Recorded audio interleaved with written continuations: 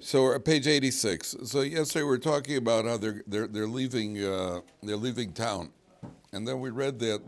Let's pick it up again from Pasuk 5 lines from the bottom. So they tell Lot to get out. Vayisma ma, right? We read that yesterday. That's the shalshelis. Vayisma ma, right? Yeah, Lot is how does the article translate it? By the way, he lingered. Lingered is he lingered in a kind of I would translate he lamented. It really means he delayed, he tarried, but there was a lament over here. He wasn't a happy camper, and part of it is because we said yesterday that the guy he's losing all his wealth, he's losing everything. For a wealthy man to lose everything, it's a crushing. It's not a question of being able to feed the family. Not just because of what am I going to do about feeding the family. There's an element here of in 2000, when was it? 2008, the big financial crash. So there was a wealthy Jew who came to one of the Rabbanim, and he got wiped out. He was cleaned out in 2008, and he came to one of the Rabbanim, and he said to him, I have nothing left to show for my last 25 years other than my 45 minutes a day of a daf yomi.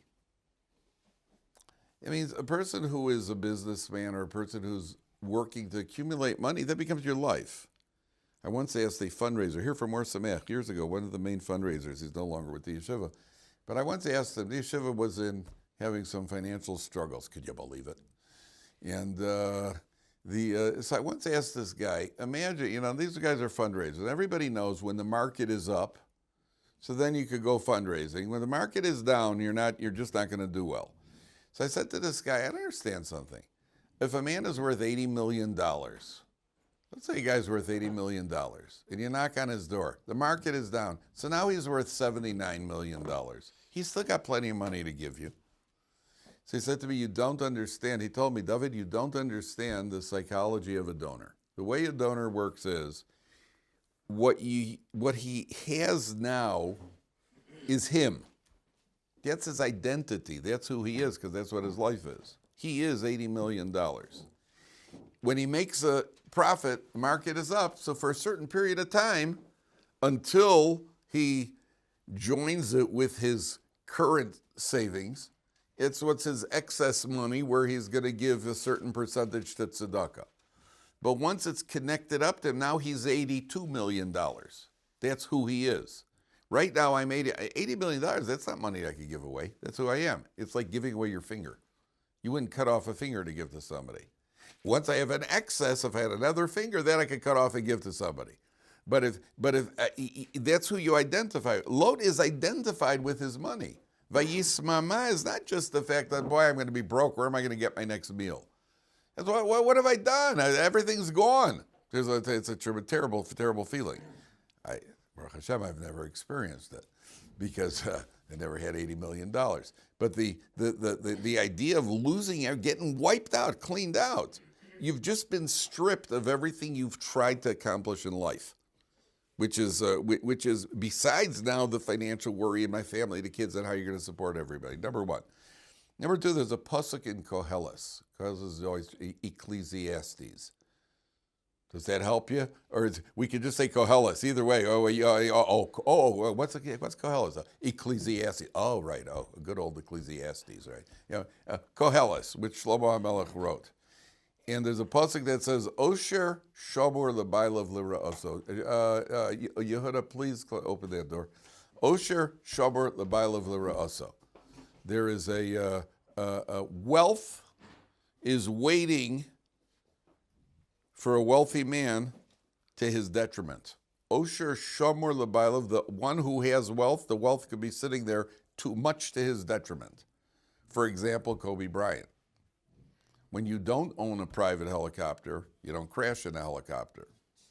When you own a private helicopter, you could crash. Sometimes, I knew a man, unfortunately, a religious man, who had his own plane. And he flew his plane. He was a good pilot, but he and two grandchildren died in a crash. For a man. Because sometimes you have your wealth, and the wealth may be good for you. Sometimes the wealth is just sitting there, and it may be your downfall.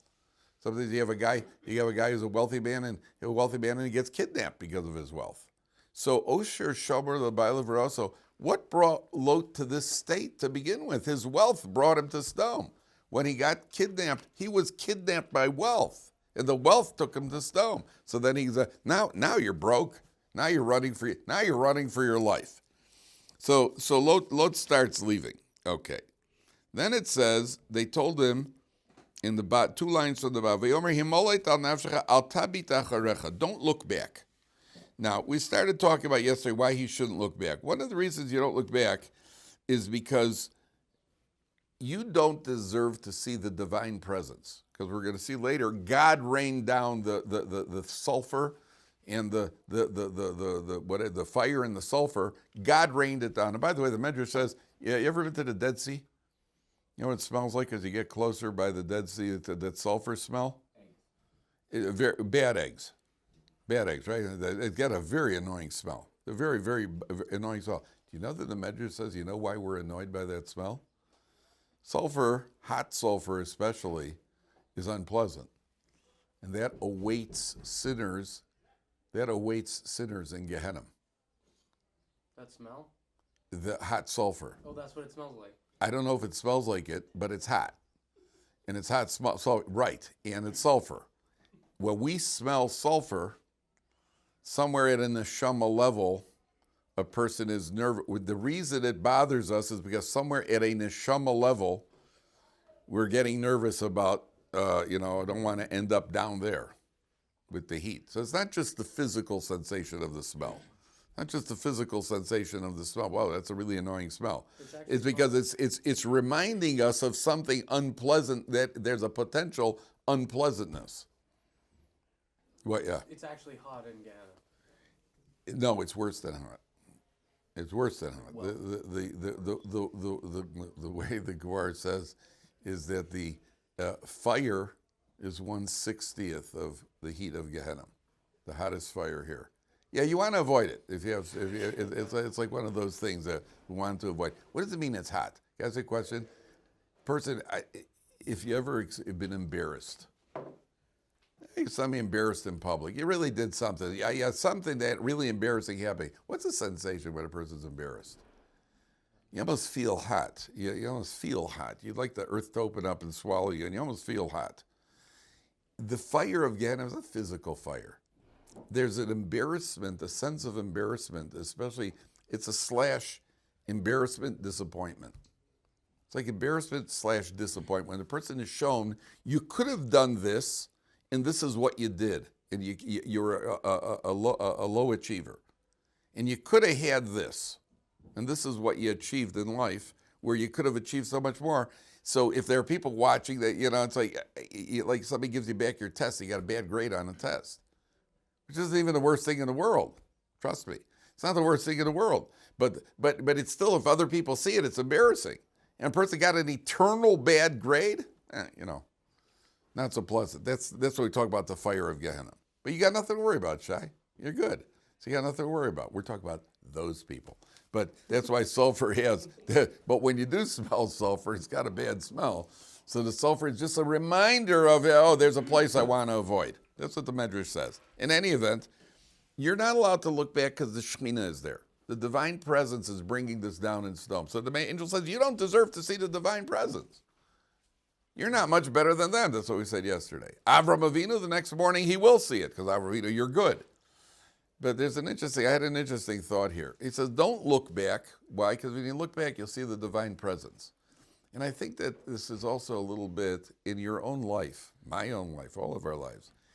If you look back in your life about the path that you've taken or the path you've been led on, you'll see the divine presence there.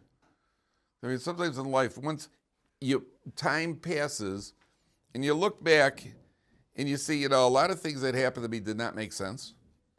And it was clear that HaKadosh Baruch Hu took me by the nose and led me from place to place. Because you can see behind you, with hindsight, you'll see the divine presence there. That's when Hashem says to Moshe Rabbeinu, when Moshe Rabbeinu said to HaKadosh Baruch Hu, I want to see you. And Hashem said to Moshe, Lo yirani adam v'chai. You can see my back, you can't see my front. You'll see the back. What does it mean you see the back of Hashem? It's not a physical. What does it mean to see the back? That means with hindsight, we could often pick things up in life.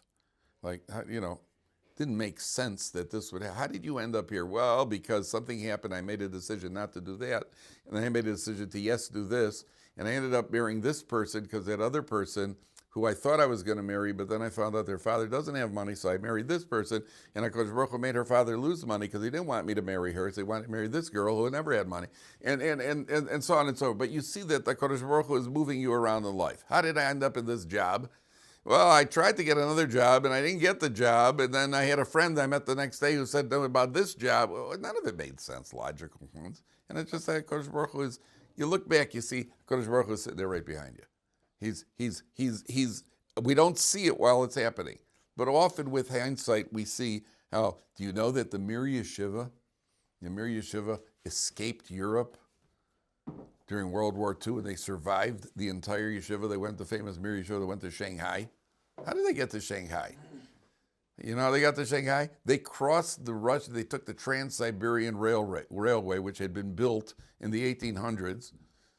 They took the Trans-Siberian Railway. What was it? Who needed a Trans-Siberian Railway? What, were so many people going to Vladivostok or whatever it's called? What was it? And all of a sudden the Mir Yeshiva had a train ride, a first-class train ride across Russia. And it was just sitting there for them. So with hindsight, you start to realize, I wonder why this railroad was built to begin with, and so on and so forth. That's why he says, don't look back. Okay, now take a look.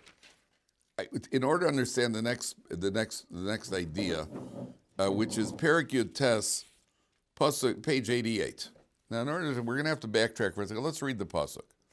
So it says 4 lines from the bottom on page 88. A very, very, very interesting idea. When God destroyed the cities of the plains, everybody see that? 3 lines from the bottom. God remembered Avraham. He took Lot out from the turmoil when he turned over the cities. Now, I got a question. I understand. Well, how did Avram Avinu get into the picture here? It says Hashem remembered Avram, and therefore he saved Lot. How did Avram get into the picture here? Because Avram brought Lot with him everywhere. Fine, but now Lot's on his own. What's it got to do? At this point, he's only saving Lot. So how did it get to Avram Avinu? Where's Avram Avinu? I know what happened before, but how did Avram Avinu get in the picture over here? So take a look at Rashi. Rashi says, pasuk 29, it's the left column. It's the left column, last line. There's the last line of Rashi. So Rashi says, Vayizkar Elokim es Avram. And now Rashi's also bothered by this question. It should just say, Hashem, he saved Lot. What do you mean you remembered Avram? So Rashi says, Mahu zichi roso shel Avram. What's the connection to it? What did he remember about Avram? Al Lot. Nizkar, he remembered, Shehaya Lot Yodea, Lot knew, Shesara Ishto shel Avram. He knew that Sarah was Avram's wife. Vishama she'amar Avram b'Mitzrayim al Sarah achosihi. He heard Avram say to the Egyptians, she's my sister. Top line, in page 90. He heard Avram say, she's my sister. V'lo gila hadavar. He didn't remember it. He didn't mention it. Shehaya chaslav. He had compassion on Avram Avinu. Ooh, what a tzaddik. So what does it mean? He remembered Avram and therefore saved Lot. He remembered what Lot did for Avram Avinu. What did Lot do for Avram Avinu? He didn't rat him out when they got down to Mitzrayim. That's essentially what he did. Avram Avinu said, it was my sister. And Lot heard, and he didn't say anything. I mean, you got it for that. You got to be a really low quality to be a snitcher. There's nothing lower in school than a snitcher, right? Nothing worse than a snitcher. You snitched? What are you snitching for? So Lot said, he didn't snitch. So what's so great about that? Doesn't, okay. Keep the place over here and turn back to the end of Parshas Noach. Turn to page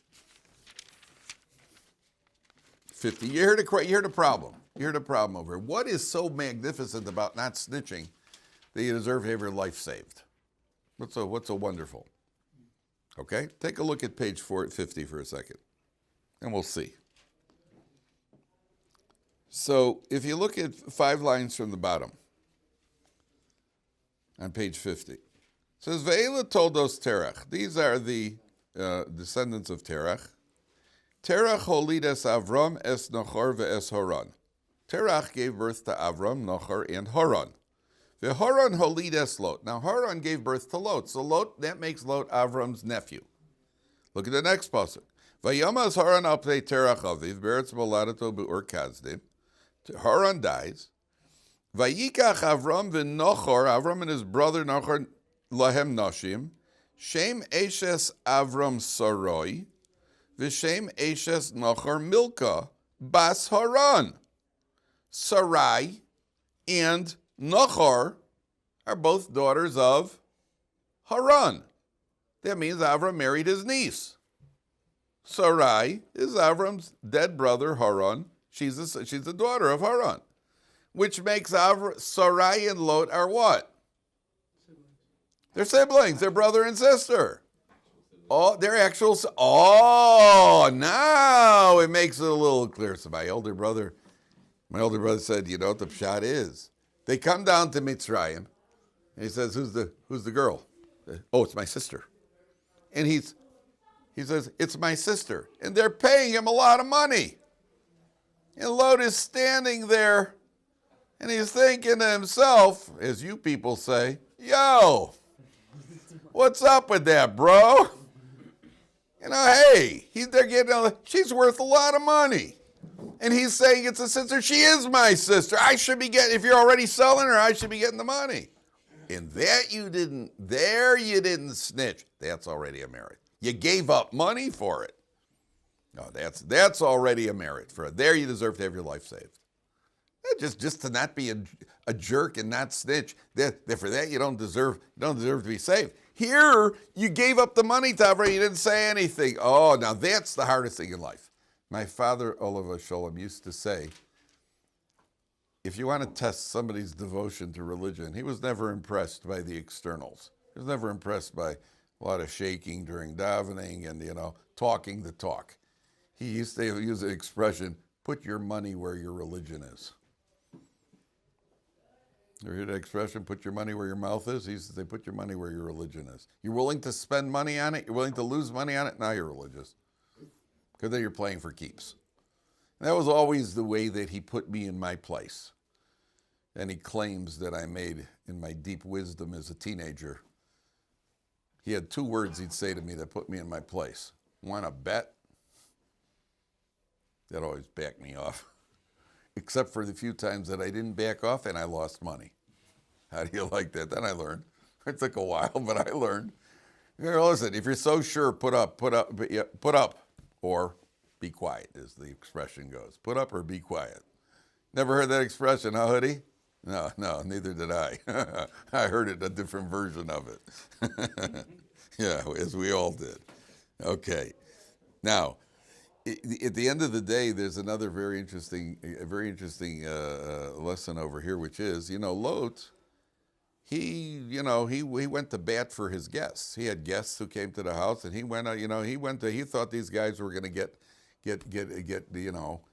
abused by the people of Stone. And Lot goes out there and he put his neck on the line for these guys. He brought them into the house. He hosted them. Yet the biggest merit that he has is when he's silent. What does that tell you about silence? The Gemara says a word is worth 1 zuz. Silence is worth 2. And to be silent, to not talk, to restraint of verbal expression is one of the most difficult things in the world. And a person who doesn't say something, my wife has said to me many times, sometimes you're saying something, you may say something that's going to hurt somebody's feelings, or you may want to bark at, snap at somebody, and you don't say it. You just don't say it. It's like, it's not the time to say something. And the hardest thing about that is, it's a mitzvah to not say it. The Gemara says the same way it's a mitzvah to say something that will be listened to, it's a mitzvah to not say something that will not be listened to. It's a mitzvah, to restrain, a little self-restraint. The biggest problem is, but nobody knows. When you don't say it, nobody knows. Nobody knows what a tzaddik I am. When you go and help a little old lady on the street carry bags on a hot day, so everybody say, hello, everybody, one of the 36 of the generation. But when there's something that I could say, I want to say some Lashon Hara, and I don't, nobody knows. Nobody will know. Shem knows. That's what makes it so hard. What's Lot's merit over here? Lot's merit over here, he did a lot of active things, yet the thing that saves his life is restraint, that he doesn't say what he shouldn't say. Now I'm going to tell you something that's going to blow you away. Lot goes off to the mountains with his daughters. And you have here one of the most strangest episodes on several different levels. One of the strangest episodes in the Torah, and it's going to get stranger as we go along.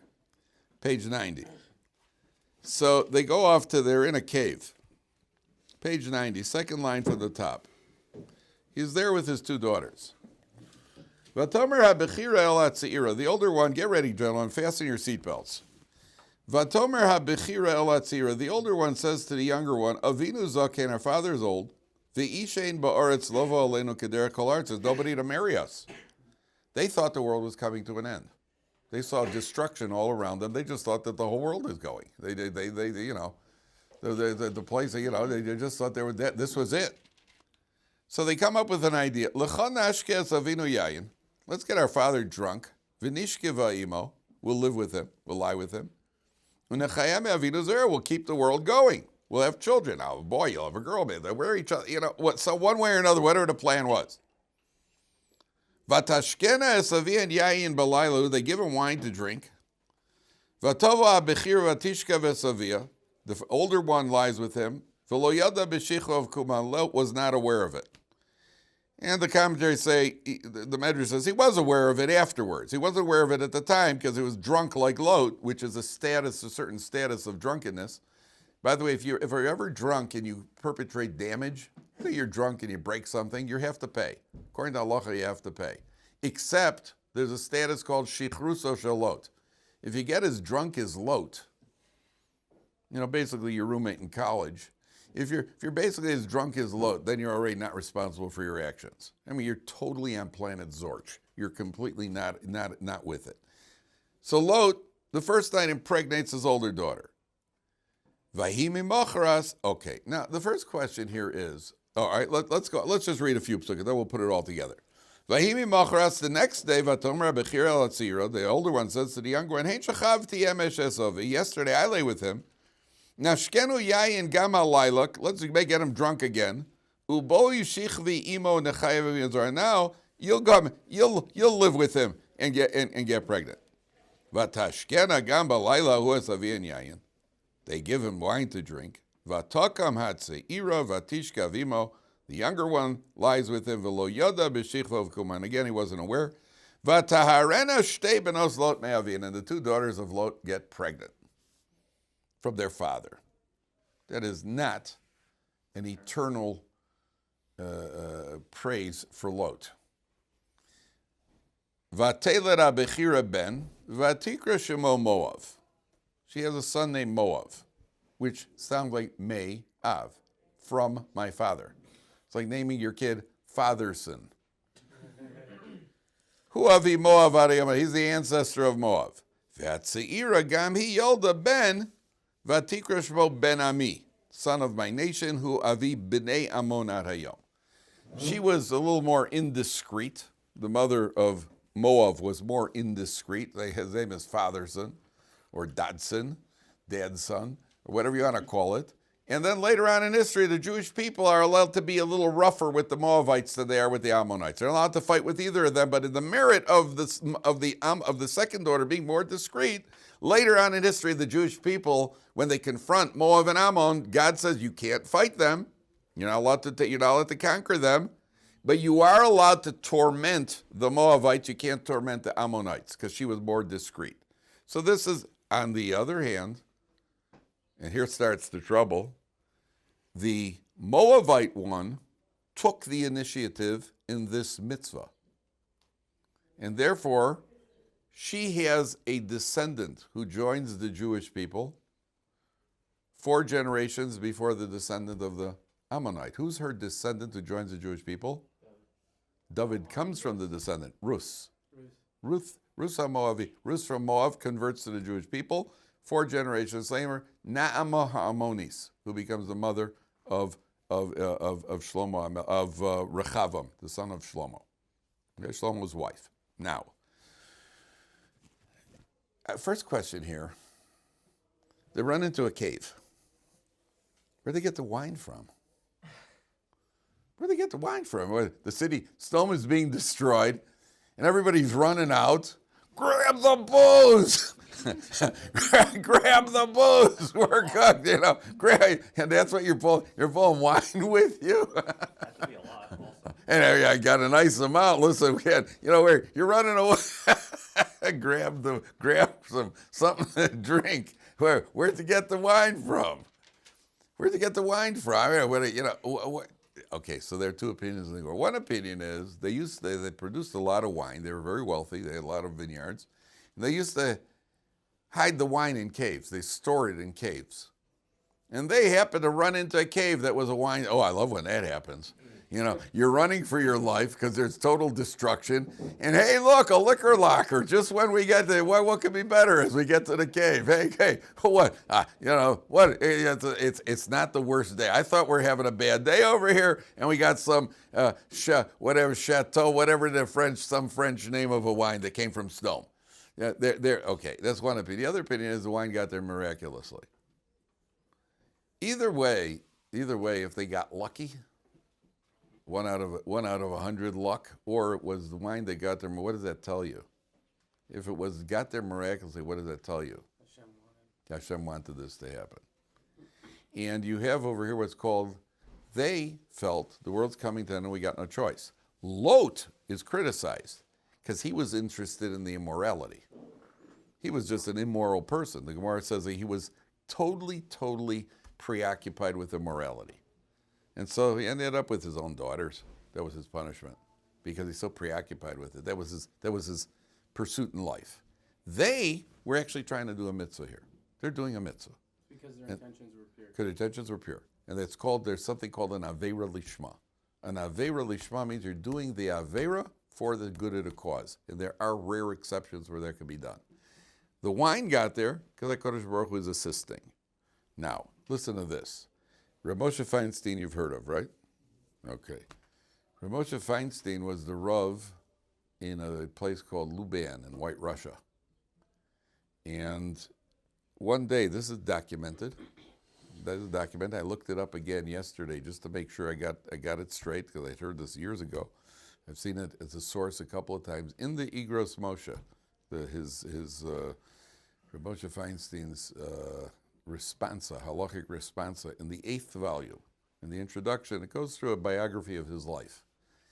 And one day, there was a man in Luban who developed a rare condition, life-threatening condition. His tongue started swelling. And his tongue was swelling, he was having trouble breathing, apparently. And he was on his deathbed. And he told everybody to leave, and he called Rabbi Moshe Feinstein, who was the Rav, he called him into the room. And he said to Rabbi Moshe Feinstein, I know why this is happening to me. Last week, we read Parsha's Vayeira. And he read about what the daughters of Lot did. And he was talking disparagingly about Lot's daughters, how they could behave so immorally to go cohabit with their father. He said a couple of nights ago, he had a dream, and 2 elderly ladies with their faces covered came to him, and they said, we are the daughters of Lot, and what we did for a very, very positive reason, which I'm going to tell you in a second, and because you disparaged us, that's why it happened. And the same way that the spies who spoke bad about the land of Israel, their tongues extended down to their belly buttons, remember the spies, that's what they died. Therefore, your tongue is swelled up because you disparaged us where we had good intention.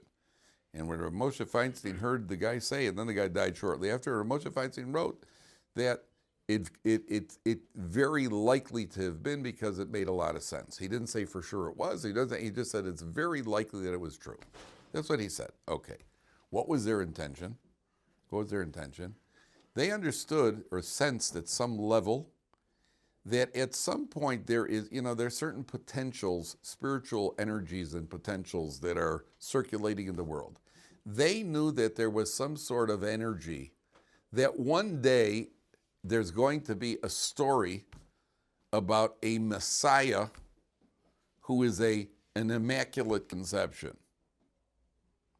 that God fathered him. And they knew that if Lot, they come out of this cave, they could have made up any story they wanted. They could have said, yeah, this came from Hashem. And they wanted to make sure that that nonsense doesn't get spread in the world, and which is where the true Moshiach comes from. And as a result of that, that's why they named their father, they named after the father. So that everybody should know we're pregnant from the father, not some sort of immaculate conception nonsense. And as a result of that was their good intention, and he disparaged them for being so indiscreet. That's why he was punished. That's what Moshe Feinstein writes. So, in I think it was 1972, if I'm not mistaken. Did you ever hear Franco Harris? Pittsburgh versus Oakland. Playoff game. Last play of the game. Oakland was up by 4 or 5 points. Last play of the game. Pittsburgh's got the ball. They're on about their 25, 30-yard line. They couldn't even throw a Hail Mary. They're too far. So the quarterback throws it downfield. One of the Oakland players bats the ball down. I think it was Jack Tatum. He bats the ball down. And Franco Harris was a rookie running back. Picked up the ball about 6 inches off the ground. He caught the ball, rumbled in about 50 yards for the touchdown. Pittsburgh won. And they were calling it the Immaculate Reception. That was the Immaculate Reception. You don't remember that? Oh, you don't remember it. I do. The Immaculate Reception. Every kid in America, if you'd ask the kid, what was the Immaculate, every Catholic kid that you'd ask him, what was the Immaculate Conception about? He'd say about Franco Harris. That's why he was convinced Yeshua was Franco Harris. No question about it. So they knew that this nonsense about an Immaculate Conception, what they call an Immaculate Conception, we call a mamzer. Because Yeshua's mother committed adultery. And that's where he was born. So they call it an Immaculate Conception. We call it a mamzer. And therefore, that was their intent over here. Now, the big question becomes, okay, at the end of the day, this is incest. What are results from here? What comes about as a result of this? Moshiach. A great place for Moshiach to come from? Why does Moshiach have to come from here? I mean, couldn't they come up with a better start for Moshiach? The whole nation started from incest. You don't have a better place for Moshiach. Doesn't that bother you? Isn't that curious? Why does Moshiach have to come from here? Because they thought it was the end of the world. Fine. So Avram and Sarah could have had Moshiach. You could have had a Moshiach as a straight descendant of the Jews. You're right, but yeah, you could have to say, well, why do you have to have this? And what happens? Now watch this. You want to go for a ride? I'll take you for a ride. Okay. Let's trace, where does Moshiach come from? He comes from two lines. He comes from the line of Yehuda, and he comes from the line of Moab. Now, if you take a look at the Messianic process, it's a remarkable thing. Yehuda cohabits with a woman who's standing at the crossroads behaving like a harlot. And she has twins, Peretz and Zerach, which is where Moshiach comes from. He comes from Peretz, from the Yehuda line. And the Medrash says she was perfectly kosher and she was tahor, and he himself was being pushed by the angel to cohabit with her. At the end of the day, on a resume, it doesn't look good. And they have the whole story, it's a bit what the English call dodgy. The whole thing looks a little dodgy. Isn't that what you call it? There you go, dodgy. Right? And that's on the Yehuda line. 1 second. Then you have on the Moab line incest. And then what happens is you have this woman named Ruth who ends up meeting this guy named Boaz. He's a Nasi named Boaz. And how do they meet? She goes down to the granary at midnight. She goes down to the granary at midnight and in a most unsneous manner makes sure that he understands that she wants him to marry her. Okay, so Boaz now has to convince the Sanhedrin that she's allowed to marry into the Jewish people because she's from Moabite. The Torah says the Moabites are not allowed to marry into the Jewish people. So there's a raging debate. And Boaz convinces them, males are forbidden, not the females.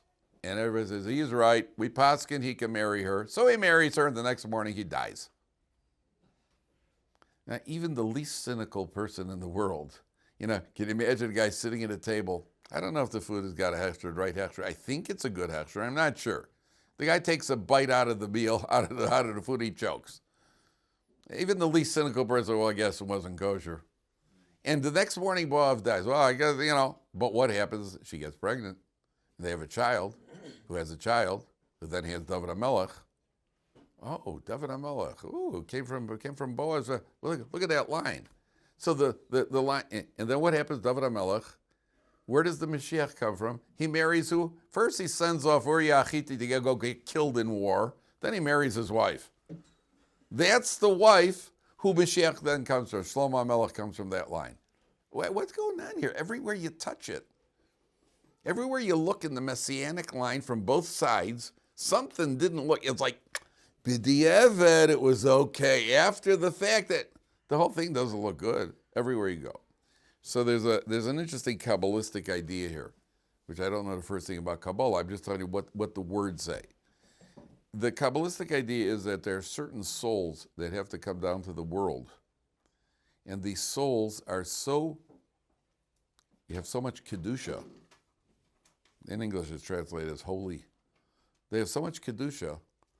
There are spiritual forces of evil that can interfere with the development of these souls.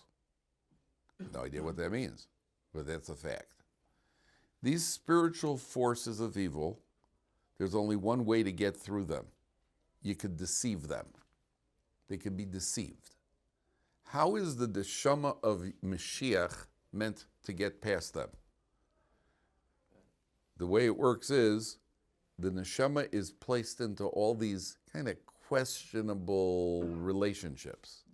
When the forces of evil see, oh, it's Yehuda with some lady on the street, nothing good's going to come from that. So they move away.